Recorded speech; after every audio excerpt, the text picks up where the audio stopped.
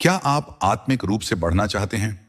सच्चा और सिद्धांतिक जीवन बदलने वाला शक्तिशाली परमेश्वर का वचन सुने, जो आपके विश्वास को मजबूत करेगा। अभी सब्सक्राइब करें और बेल आइकन दबाएं ताकि कोई संदेश न छूटे। वीडियो को शेयर करें और कमेंट्स बॉक्स में प्रार्थना का विषय लिखें और इस सत्य को दुनिया तक पहुंचाएं। आइए वचन को शुरू करते हैं। अब आज रात मैं चाहता हूं कि आप लूका के सुसमाचार के 16वें अध्याय को मेरे साथ खोलें। 19वीं आयत से शुरू करके यीशु ने एक कथा सुनाई। एक धनवान व्यक्ति था जो बैंजनी वस्त्र और उत्तम मलमल पहनता था और प्रतिदिन वैभव से रहता था, और एक गरीब भिखारी था जिसका नाम लाजर था, जो उसके फाटक पर पड़ा रहता था, पूरे शरीर पर घावों से भरा हुआ। वह धनवान व्यक्ति की मेज से गिरने वाले टुकड़ों से पेट भरने की इच्छा रखता था, बल्कि कुत्ते भी आकर उसके घाव चाटते थे। फिर ऐसा हुआ कि वह भिखारी मर गया और स्वर्गदूतों द्वारा अब्राहम की गोद में पहुंचाया गया, और वह धनवान भी मरा और दफना दिया गया। हादेस, नरक में, उसने अपनी आंखें उठाईं और यातना में पड़ा हुआ अब्राहम को दूर से देखा और लाजर को उसकी गोद में।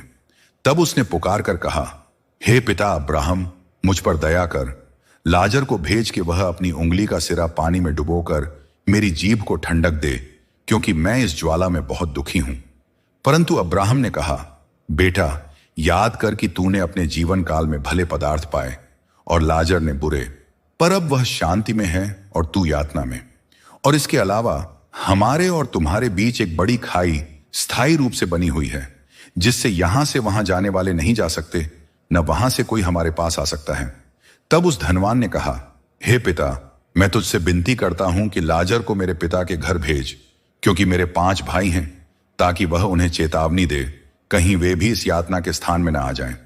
अब्राहम ने कहा, उनके पास मूसा और भविष्यद्वक्ता हैं, वे उनकी सुने। उसने कहा, नहीं पिता अब्राहम, यदि मरे हुओं में से कोई उनके पास जाए तो वे मन फिराएंगे। अब्राहम ने उत्तर दिया, यदि वे मूसा और भविष्यद्वक्ताओं की नहीं सुनते, तो यदि कोई मरे हुओं में से जी उठे तब भी वे नहीं मानेंगे। आज रात मैं यहां यह कहने के लिए नहीं खड़ा कि नरक में जाओ, बल्कि स्वर्ग में जाओ। मैं आपको चेतावनी देना चाहता हूं कि आप यह न कहें मैं नाश हो जाऊंगा, बल्कि कहें मैं उद्धार पाऊंगा। इस कथा में नरक शब्द का प्रयोग हुआ है।